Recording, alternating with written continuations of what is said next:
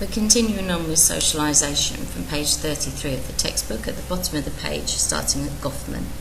For Irving Goffman, roles are best seen as played, performed or dramatised within the rules surrounding social rituals, for example, getting dressed up to go out, where what we do in private is seen as backstage activities and possessions are seen as props. Okay, so those backstage activities will then help us to perform in the social world.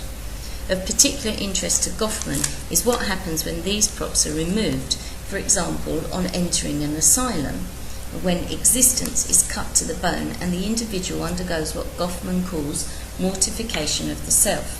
In the asylum studied by Goffman, patients' personal possessions were taken away from them. The patients were cleaned and issued with clothing by the asylum. All this entails a loss of their former sense of self. An individual's sense of self is recovered by a range of modes of adjustment, for example, bending the rules of the institution. Our status is backed by the solid buildings of the world, while our sense of personal identity often resides in the cracks. He therefore moves beyond Mead's view of the self as a constant entity by distinguishing person from self.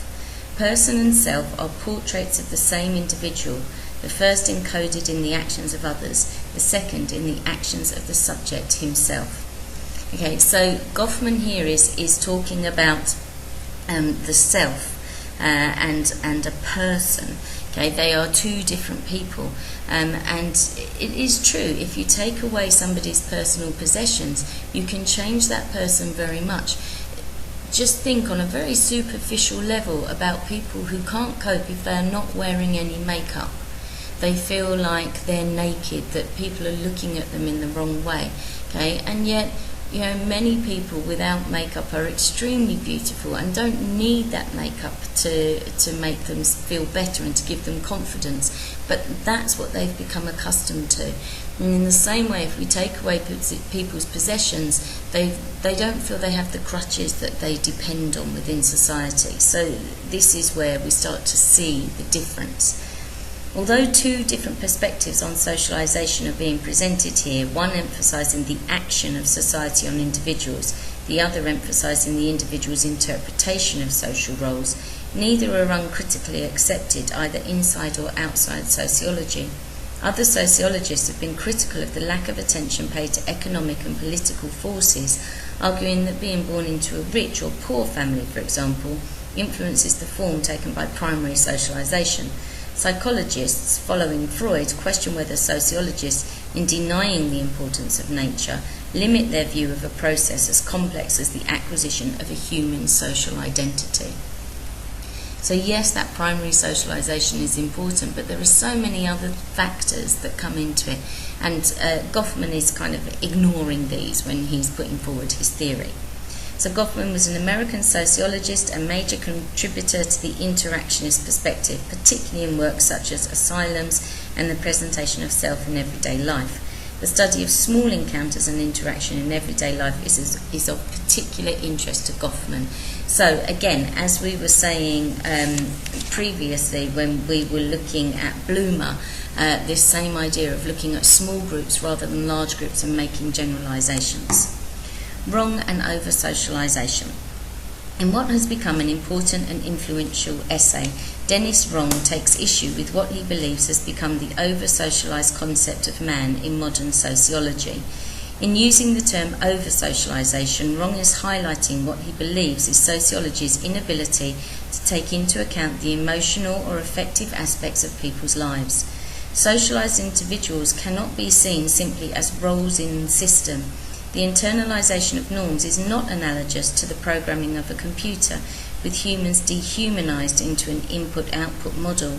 There is no necessary reason to suppose that individuals will automatically play the roles assigned to them or will internalise them to the same degree.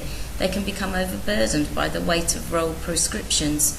Wrong holds that psychology, Freudian psychology in particular, has important lessons for sociology.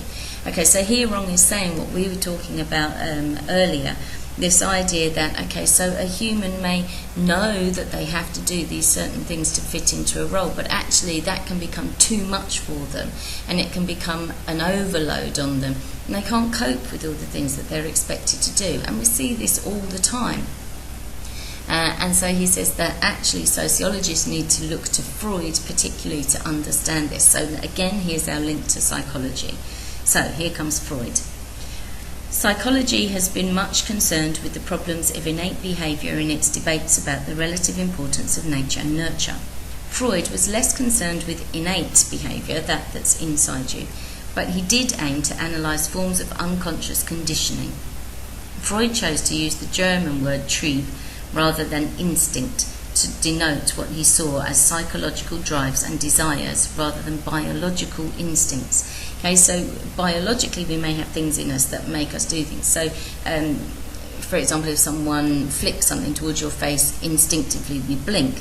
Okay, but here he is saying, no, there's more to it than that. So, and these are our psychological drives.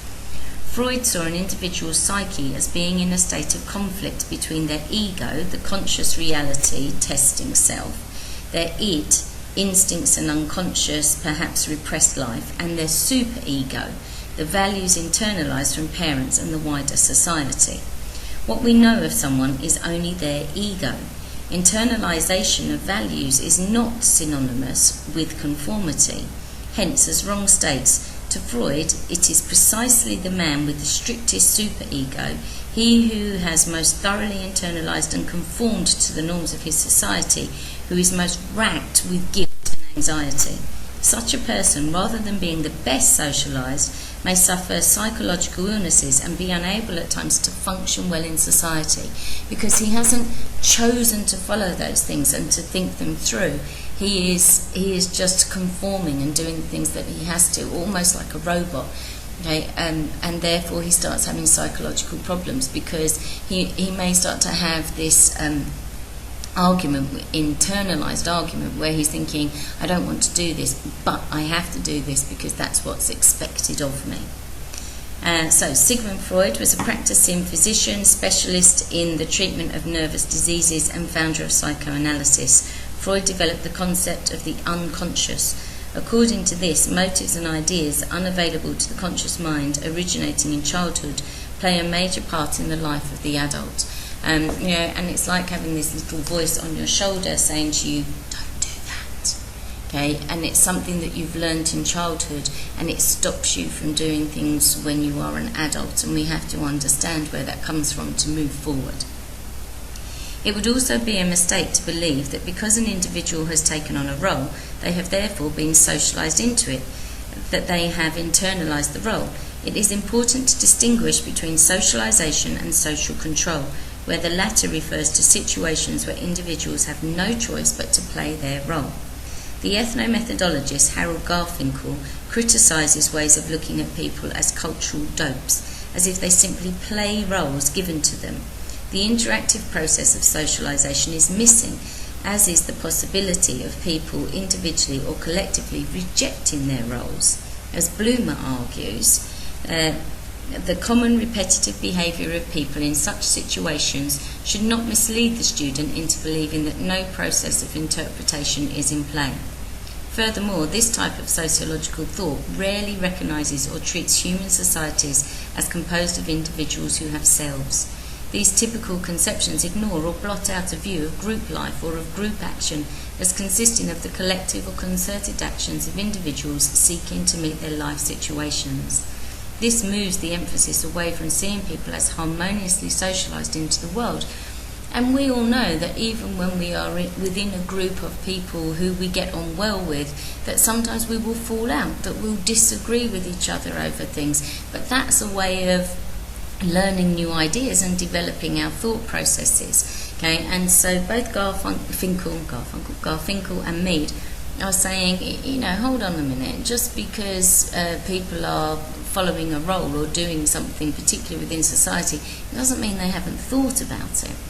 Okay, so Harold Garfinkel, he is most strongly associated with ethnomethodology, examining how people make sense of everyday life. His work was of most interest in the 1970s. There is less enthusiasm for it now.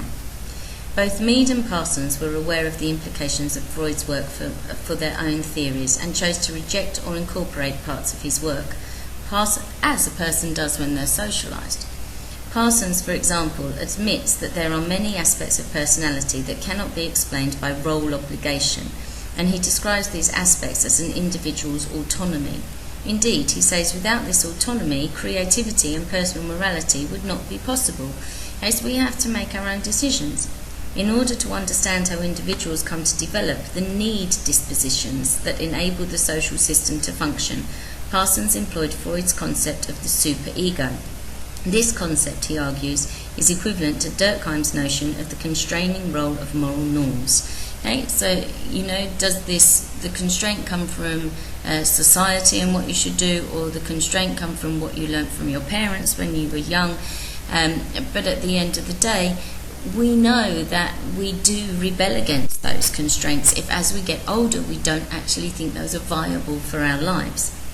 The similarity between these two ideas, he says, from two quite distinct and independent starting points, deserves to be ranked as one of the truly fundamental landmarks of the development of modern social science, although the problem of conflict within an individual's psyche is still left unresolved. But then those conflicts will come in various forms, so that becomes difficult to generalise. Girth and Mills. The problems with Mead's account of secondary socialisation and the generalised other were taken up by Hans Girth and C. Wright Mills. For Mead, generalised other refers to the general values and moral rules of the culture in which a child develops. But does this culture mean the whole society, or only part of it? Mead gives no clear definition of what he means by the term society, the great cooperative community process, seeing it in places as synonymous with the generalised other. Okay, so although Mead is saying that the way that you develop, it depends on the culture that you're brought up in. Of course, there are still different views of that culture, and even within that, children will be different depending on their parents and the influences that they get. For Girth and Mills, the generalised other of any given person or persons, however, does not necessarily represent the entire community or the society, but only those who have been or who are significant to them. From this point of view, it's difficult to know what Mead means by the term society in any detail if all individuals one comes into contact with are significant others, representatives of the generalised other. So what you would have to question there is, if you didn't meet a certain person in your life, would you be a different person?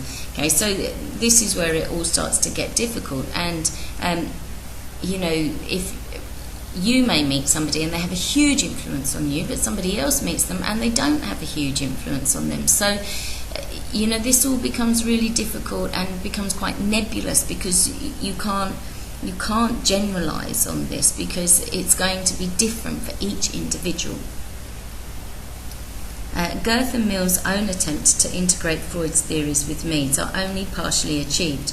They reject any notion of instinct and choose instead to employ neo-Freudian notions of the self as plastic or malleable. Freud's drives or unconscious motives are seen simply as unverbalised areas of feeling and conduct, which may be obstacles to self-realisation. In doing so, they claim that various philosophical assumptions that have crept into Freud's theory have been torn out with little or no damage to what remains as usable heritage. Okay, so people can be moulded into what they become.